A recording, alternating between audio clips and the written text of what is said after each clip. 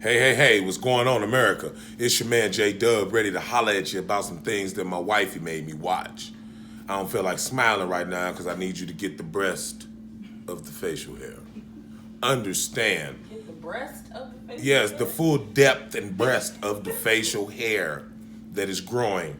The good people of Bevel, shout out Bevel. I shouted you out one time on my Instagram for providing me with products. It's going to make my beard luxurious and sexy.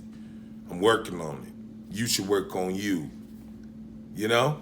So, it's another one of those episodes. It's another one of those days. The review shirt is on. Something that my wifey made me watch. What can I say? Hey, it's Insecure season. I like the fucking show. What are you gonna do about it? Meet me in the streets. Okay? I like the show. Season 4, episode 10. Insecure, HBO, Issa Rae, Yvonne Orji, Kelly, your real last name is Rothwell. I keep forgetting your first name, but you my favorite on the show though. L Boogie, what's up, Lawrence? We got a lot going on, so let's unpack it. Hi, funky. Fortunately, this episode was not funky. It had funky pieces, bits and pieces, but it didn't have no funky. The show starts off with Issa Rae out and about, waiting in line. Here comes L Boogie. What's up, Lawrence? He got his job in San Francisco. They get the awkward moment where they're like, what's going on? But then Issa comes, let's cut out the bullshit. I'm at the point where I only want to surround myself with people that make me happy. Right on, Issa, you understand. For you people watching, you 1, 2, 3 of you motherfuckers, you need to understand. Surround yourself with people that do you, that understand you, that move you, that want to make you happy, that you want to make happy, that support you, that you want to support. That's the energy. My man Justin Blue on Instagram calls it train energy. You ever try to you can't stop a train dead. This ain't Hancock. You can't land in the middle of the train track and the train gonna go boopity bop. In real life, it's gonna go smush. And that's the end of that. So train energy. So Issa's getting the full revelation because of her recent success, her problems with funky, and her newfound emotional connection. Because I don't think she ever, fuck that. Ain't no thing. I know she never stopped digging L Boogie. That's your love. That's your heart. You all spend some time apart. What's the old saying? You let someone go and be free, and if they love you, they come back to you. That's what's happening. That's what we're witnessing.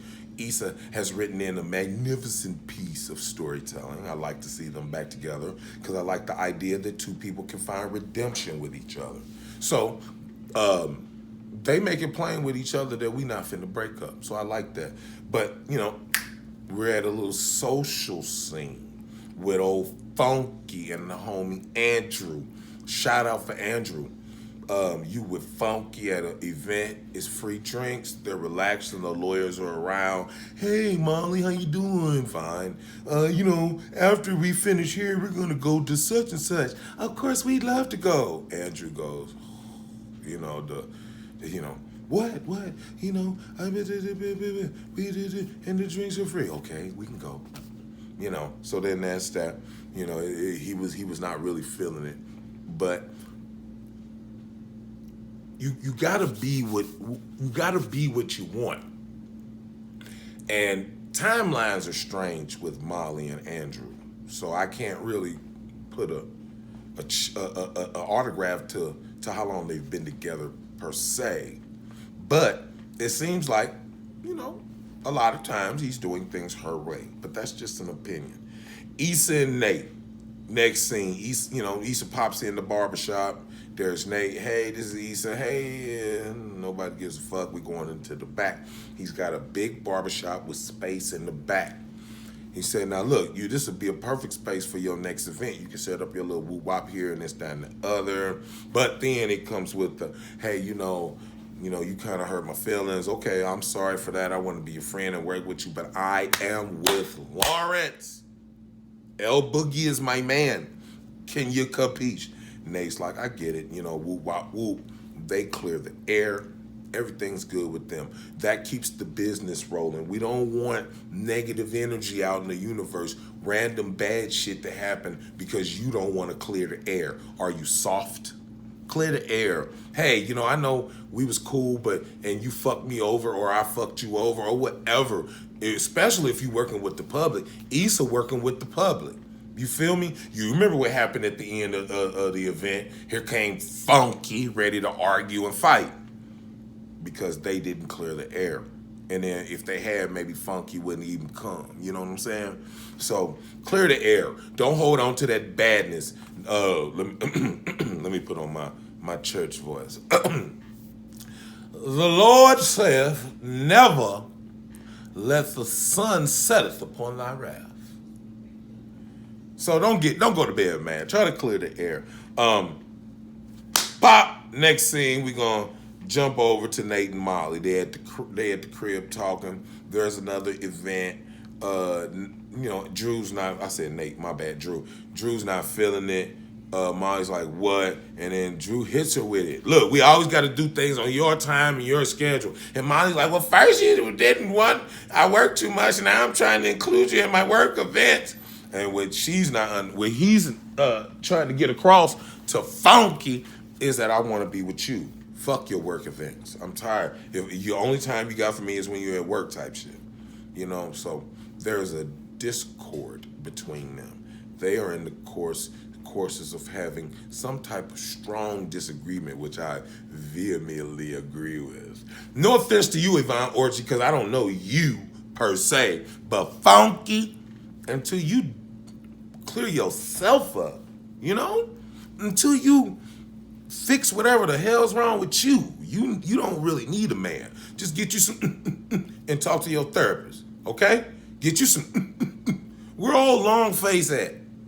He got a wife. He don't really want your ass. Go back to Longface, get you some and talk to your fucking therapist, or better yet, learn how to keep your panties up, freak. Kelly calls while they arguing. Something's going on. Something's going on. Switch scene. We're jumping because Tiffany's missing. There's unity in a crisis. They all show up at Tiffany's crib. Derek is all upset. Everybody's there. So here comes Funky and Issa together. You know what I'm saying? Okay. So they're, gonna get their detective on and try to figure out where she is and how we're gonna find her, and they're gonna do whatever they got to do to find her. They have a little funny run-in with the police where Kelly is finna crack some skulls and get it popping because she's going to find her friend. Your clique needs a rider. Whoever, I don't know what your circle is. Your circle might be 20, 30, 59, 50, 11. You might have a clique, but your clique got to have some riders. Kelly's a rider. She was ready to go to war with the police because because they used their little detective skills and they found Tiff at the Sheraton, getting her little weepity on. Look, speaking from experience, folks, postpartum depression is no small issue. No small issue.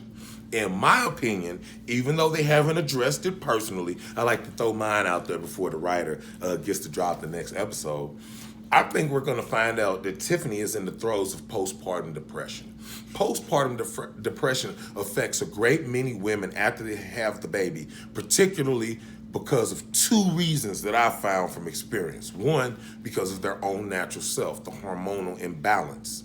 Okay? They're off whack. They're off center. Everything's not right.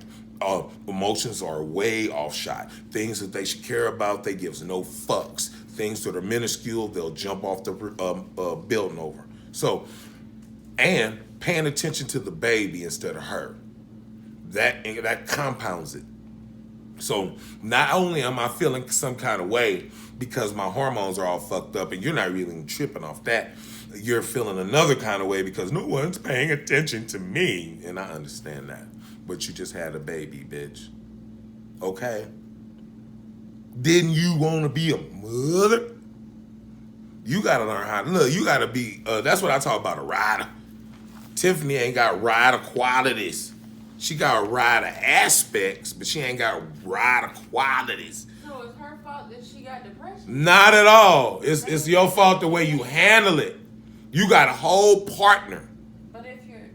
You supposed to at least talk. Open your mouth. She ain't open her mouth. She ain't open her mouth. That's all I'm saying. I'm not saying, thank you, wifey. Wifey put me in check. I'm not saying you're wrong for feeling how you want to feel. No. I'm saying that when you have a partner, not a baby daddy, somebody you got to call on the phone, but a whole motherfucker in your bed that sleep with you, share your life with you, share your ups and downs with you, at least open your mouth and give them a chance to care. That's where I fault Tiffany.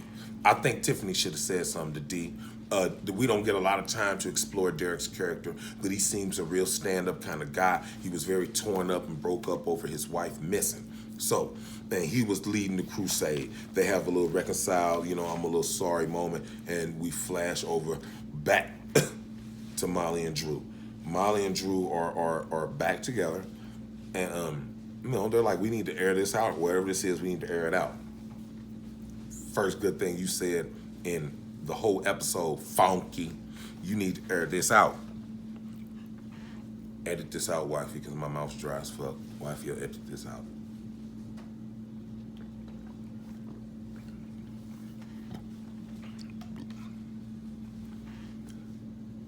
First good idea you had in the whole episode, Funky, air it out. Like I said earlier, don't hold on to it, air it out. So they're back clashing a bit.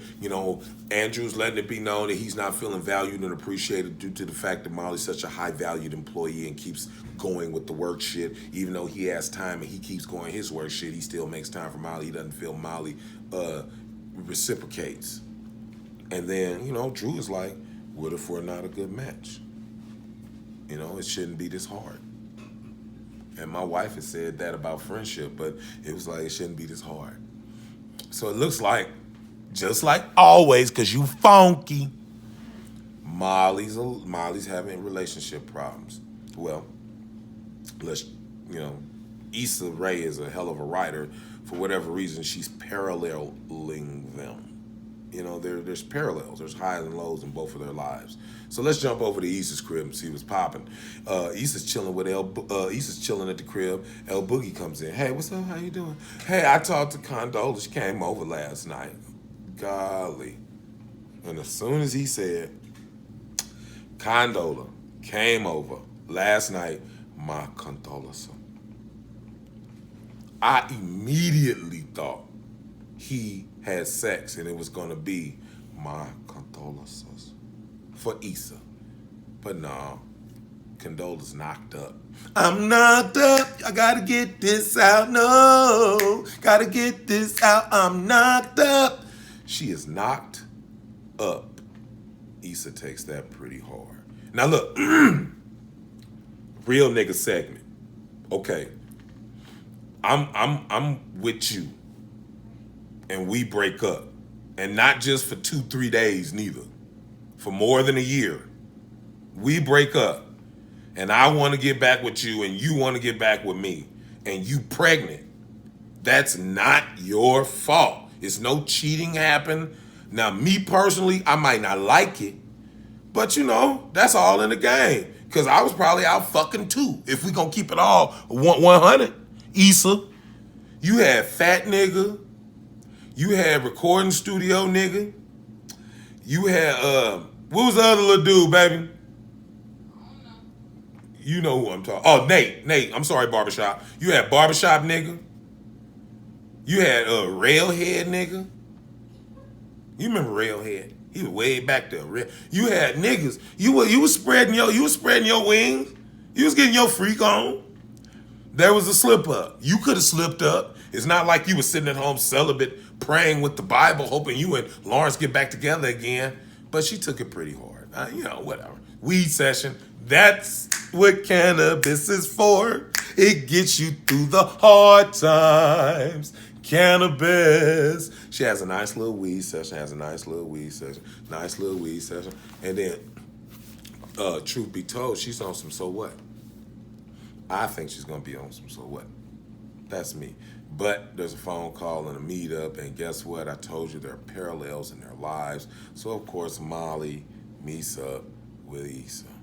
Molly's never happy unless Issa's unhappy. They are bonding once again over some type of heartache, heartbreak, hard feelings over men. Personally, I think Funky gonna give her some funky advice. Look, when getting back with somebody, and again, this is just real nigga advice. When getting back with somebody, you gotta keep people out of it until it's locked down. Until everything is solid, stable. You gotta keep everybody out of it because everybody's got an opinion. Girl, you back with him? Boy, you with her again? What the fuck? Girl, I know you ain't forgot what nigga. Do you remember everybody got an opinion. And I don't really, I think you have problems in a relationship. And I guess for some type of break would be good. I'm thinking for me, no, but what kind of break is more than a month or two? If we taking a month or two break, bitch, we broke up. We are broke up. Out of sight, out of mind. I don't think that whole let them go, serendipity, come back to me thing, that's only for bleeding hearts. I'm not a bleeder. I'm a lover. I love. And while I may have wanted it to work, it just didn't work. I'm finna skirt. That's just the way it goes. I don't think going backwards really gets it done all the time. But the way Issa and Lawrence split up, they both did each other wrong. And what should have happened was they should have been mad for a little while. If you remember, Issa presented herself to kind of, I miss you, get back with her. But Lawrence was really still on hard because, Issa fucked around. So, I don't know what to say. I be both ways with the issue. On one hand, I'm like, move on, get it on. But when you saw the fight they had when they got back together, ooh, it was like that. It was beautiful. It was wonderful. It was loving. It was heartfelt. It was happy. I like that energy. That's good energy for the show. So who knows what Issa's got? You know what I'm saying? She be on some hands, she be writing that fire shit. But then she give us a whole episode of funky. So that means she be writing that funky shit too. So we shall see. Hey, look. Me. Look, down below, some boxes. And I'm gonna tell you about them boxes. But before I do, I want y'all to be safe and be happy. Social change is necessary to change a social system that's unnecessary. Facts on facts. That's Black Lives Matter. Down at the bottom, it's some banners. Some like button that you click, because your boy did well. It's a comment section that you jump in, because it's something that you need to tell. But on that last banner, it's a subscribe button. So please rock the bell. It's your man J-Dub, always chilling, trying to see what's up with you. Hope you see what's up with me. You follow, I'ma follow. More reviews to come, more TV to come. Greenleaf is coming back. That's gonna be some fun. So, appreciate you hollering at me. I'ma holler at you. And remember, I'm a real nigga. But if you're wondering why I watch some of this shit, it ain't no secret, at this point at least. My wifey made me watch it.